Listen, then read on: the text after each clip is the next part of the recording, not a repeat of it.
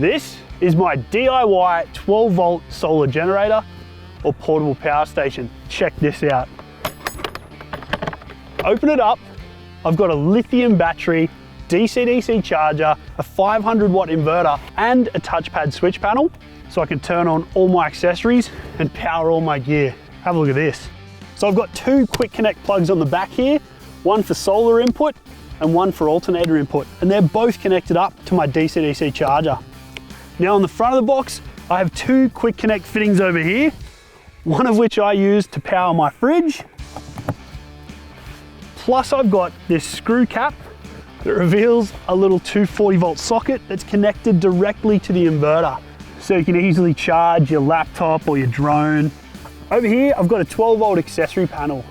I've put a voltmeter down the bottom so I can keep an eye on charge. I've added a thermometer, which has a temperature sensor inside the box. Plus, I've got a 12 volt socket, perfect for camp lighting or charging up your devices. And of course, I've got two USB ports up here. On this side, I've got a vent that lets air pass through, and there's a foam inner liner to trap any dust. And that connects to the opposite side where I've got two exhaust fans that are controlled by a temperature switch automatically, or you can turn them on manually. Finally, I've added an override switch for the DC-DC charger, and then I've connected the ignition wire up to a movement switch and a latching timed relay, so that when you fit this in the back of your car, as long as it's moving, it'll keep charging from the alternator. The best part is everything easily fits in this box, and you can just strap it down in the back of your four-wheel drive. This is a super easy DIY that you could do over a weekend. So let's go back in time and I'll show you how I made it. All right, so I'm down here at my local four-wheel drive Supacentre store in Campbelltown, where I'm gonna get all those main parts that I need for this build.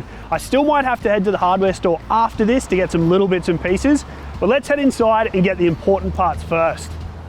All right, to kick this build off, you'll need something strong enough to mount all the gear in. I'm using a 45 litre storage box. This thing is almost made for it.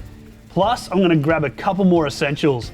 First up, a touchpad switch panel, a 500 watt Pure Sine Wave Inverter, a 25 amp DC-DC charger with built-in MPPT solar controller, a couple of 50 amp wiring kits, and of course the heart of the build, 120 amp hour or 1536 watt hour lithium battery. Finally, on the way out, I saw these 12 volt accessory panels, so I grabbed one as I reckon they'll be really handy. You'd be surprised how much this totaled. It's way more affordable than you might think. And if you compare it to an off-the-shelf solar generator, not only is it going to be better value, but being a DIY means it's modular. That means you can add the bits and pieces that you want, and you can update or upgrade it down the line much easier as well. Right, so we're back at the shed, and as you can see, I've got all the main ingredients for this recipe from 4Drive Supacentre. What you didn't see is that I stopped at the local hardware store and at the local electrical store to get some of these bits and pieces that I think I'm gonna need to finish this off. Now, the first step for me is to actually get some of these bigger items, including the lithium battery, the DC-DC charger, and the inverter, and figuring out how they're actually going to fit in this 45 litre storage box. Once we know that, we can start to connect it all up. I'm thinking that I might need to cut some of these internal surfaces to fit some of these bits of 12 volt gear in here. But of course, whichever box you use is going to be different. So you might have to come up with an innovative solution, which I think I've done for this one. I'm just going to use a bit of plywood, spare part we had here in the shed. I'm actually going to cut it down to size and fit it behind this lip, mount it down, and that'll give me something really solid to mount a lot of this gear and the wiring to. Gotta love lithium batteries. Imagine trying to do that with something heavy. This is roughly, very roughly, what I'm thinking for the layout. The most important thing when you're making a DIY 12 volt setup like this is that you want the smallest enclosure you can use and maximize the space inside. So once I've recessed some of these items in, it's gonna fit a lot neater and give me plenty of space to run all the wiring. The other consideration when you're building something like this is where you're gonna have your other accessories and your external sockets. For example, I'm planning to have a ventilation fan on the inside that's gonna pull air through this enclosure to keep everything at a steady temperature. Plus I'm fitting a couple of these quick connect plugs and an accessory panel down the sides of this box. So I need to be mindful of that, not only on the outside, but on the inside as well. With all that in mind, I think it's time to start measuring this up, marking it up, and starting to cut out what I need to. I used some masking tape so I could mark up where the holes needed to go for the quick connect plugs. Now this 12-volt accessory panel. As you can see, it's ever so slightly long and you could probably use it, but I'm just going to trim the top off and re-drill these holes. I'm calling this the front of this box. So there's going to be my voltmeter, my temperature gauge, and my SIG socket and USB ports, plus my quick connect plugs on this side. Now, I used some masking tape to really easily mark this up if I made a mistake. It's easy to rip it off and start again. Next step is to cut them out. I find a hole saw is the best way to get a clean cut. Then just tidy up the edges with a file or use a blade for square cuts.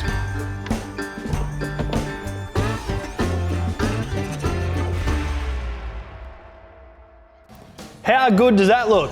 So we've got the quick connect plugs fitted in. We've got this 12-volt accessory panel, and you'll notice I've actually fitted a temperature gauge as well so we can monitor the inside of this 12-volt box while it's running. Looks like it was made for it. That's because they're a standard fit, super easy, we just picked it up. The other thing we're working on now is a way of running 240-volt power out of this box safely. We're obviously never going to use this in the rain or in wet weather. However, we wanted a sealed way to have a 240-volt outlet. So this was our solution. I've cut up just a 2-inch BSP plumbing fitting here, so it's in half. We're going to mount this to the inside of the box and then use this threaded cap as the cap. So we can have a 240-volt outlet, then put it back inside the box, close it up, and you're good to go. How good's that? This hole saw almost perfectly fits the threads. So I'm just going to mark this out, drill it out, and that gives us our hole. That took me a little bit longer than I expected, but I've come up with a solution. So we've used this female threaded piece here as a bit of a bulkhead fitting to actually fix to the box. Then we've used this male threaded piece as an end cap. So when you need 240-volt power, your plug just pops out like that. Now that's on a bit of elastic, so it'll stay in when this cap's on and then pop out ready for use. While I was doing that, I also took the opportunity to mark up in the same way for my next couple of accessories. I'm adding an air vent here. On the back side of the box, I've got 2 more quick connect plugs. And on the other side here, I've got a couple of exhaust fans to go on. So I'm going to smash into them so that we can finally get onto the inside of this box. Again, I used a hole saw and a knife to cut out the openings. And again, some nuts, bolts and washers to secure all the parts.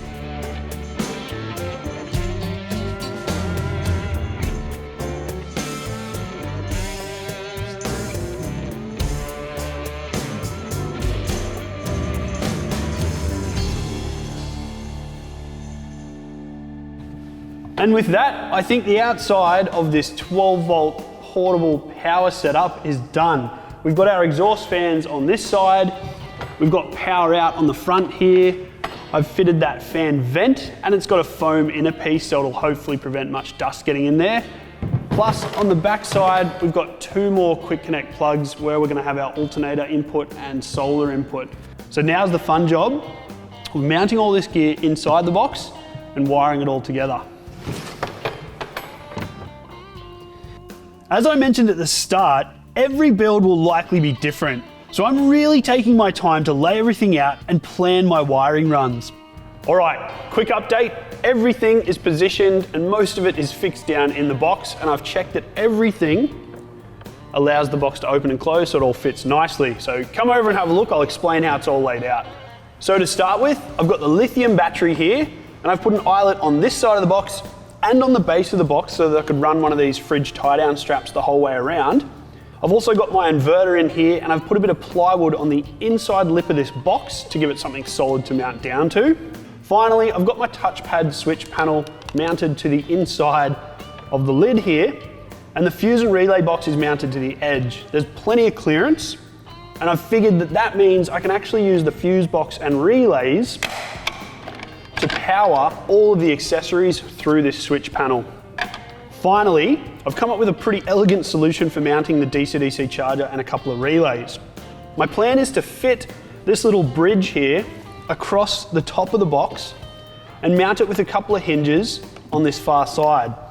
That means that as we need to, we can open this up, which keeps this box really modular. That'll allow the DC-DC charger to mount somewhere around there. A couple of circuit breakers can go over this side, easy access to positive power. So we've got one for the touchpad switch panel and one for the inverter. That means we can easily isolate everything if we need to. The other good thing is everything easily fits. It's probably just getting held up on there beautifully. We've got an all-in-one 12-volt solar generator. How good is this? And I know this is probably about the 17th time I've said it now, but it means I can finally get stuck into the wiring.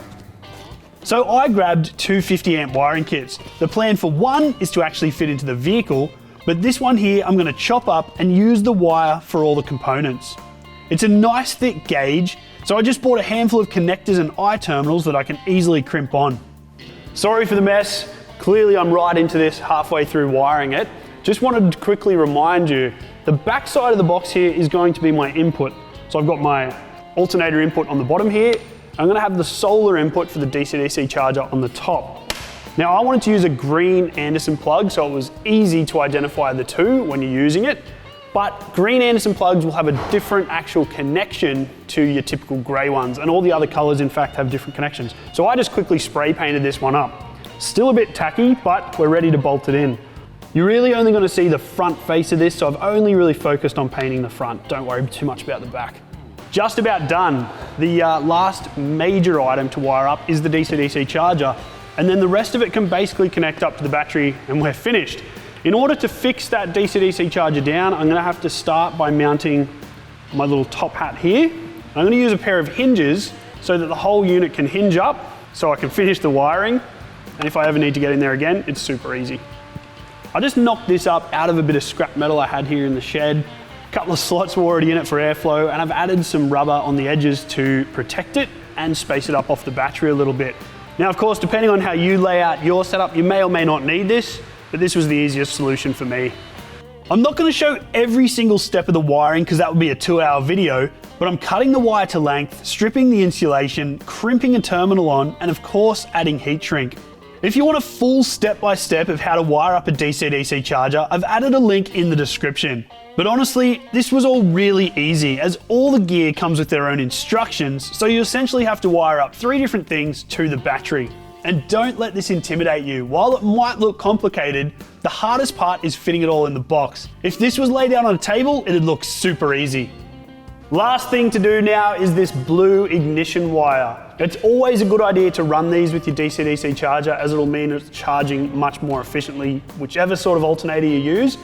But there are a couple of different options with this box.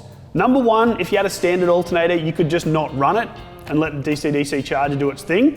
Number two, I was considering putting a big bright red illuminated button. So when your vehicle's on, you'd have to press that button and the DC-DC charger knows to work. However, if you forgot, that could run into some issues. So my option is actually to use a small tilt switch and a timer that'll allow this to have power anytime it senses movement.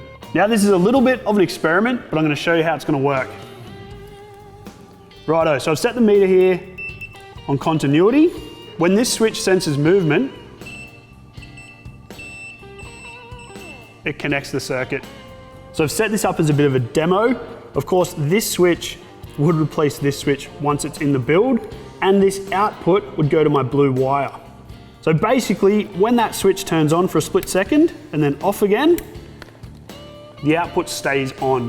Now we're going to set that for about 5 minutes, so that any time after that 5 minutes that it hits a bump, moves again, it'll turn back on, and basically the DC-DC charger is always going to be charging while your vehicle's moving. And it is done. So come and have a look at how I've finished this all off. So having this top bridge up here made it really easy to install all this wiring. Basically, it meant that I could fold it up out of the way, get to those lower items, and then fold it down at the end and tighten all the final bits and pieces up. So to give you a quick rundown, installing a DC-DC charger isn't super difficult, and all of the wiring colors are on the back of this unit when you're installing it. so it's nice and easy. But what I did do is make sure that everything is running through these two circuit breakers. So my main power feeds are running through these two circuit breakers, which I can use as a bit of a switch to turn the whole box off as well. And then all my smaller accessories, I've used the small fuse holders that actually came with the 12-volt accessory panel. And that's a good note. All of this wiring, this heavy duty wiring you can see here, came from the 50 amp wiring kit. It meant I also got one of those quick connect plugs and some terminals as well. Everything else is wired up through this touchpad switch panel, which means I can actually turn on the accessories, my quick connect plugs here, and even my fans with that touchpad. The touchpad switch panel uses one main power input and then offers you up to 6 outputs. They're pre-fused and use a relay, so it's as easy as wiring the positive from your accessory to the output of the fuse box here, then connecting the negative from your accessory back to your negative terminal of your battery or a bus bar. The temp sensor for my thermometer here is tucked under this little top bridge, so it's nice and close to the battery and gives us a really good indication of how hot the box is inside, and you can easily read it from outside. The other couple of really cool things I think I wired up into this solar generator, my fans are on a switch, but I've also wired them through this 50 degrees Celsius temperature switch. So if the inside of this box does get above 50 degrees, those fans will automatically turn on and then turn off once it cools down a little bit. The other thing I did fit is this mercury switch here, or a tilt switch, and I've connected that up to this timed relay. So when you're using this box, you have a master on switch to turn this on. Then when the unit moves around or tilts, your ignition wire is now on. That means that this blue wire is getting power and the DC-DC charger is connected. So if you have a smart alternator, that's perfect. While you're driving, everything's gonna work. And finally, tucked away down here, of course, we've got the inverter with the little extension lead that comes out to the outside of the box as well. The final thing I just realized is that I've got these little stickers for the touchpad switch panel. So of course I can add one for my auxiliary power, my fan, and for my fridge socket over here, the quick connect. So I'm gonna add these on, then head to camp.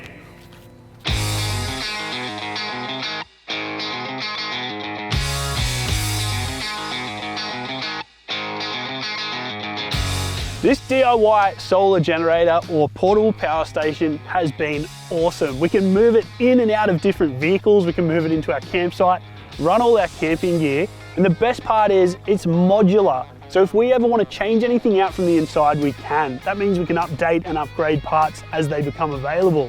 I'm actually keen to make a bigger one of these in our 78 litre storage box, maybe have twice the battery capacity and a bigger inverter so you can go off grid for even longer. So if you're interested in seeing something like that, make sure you hit like, comment below and let us know. Cheers guys.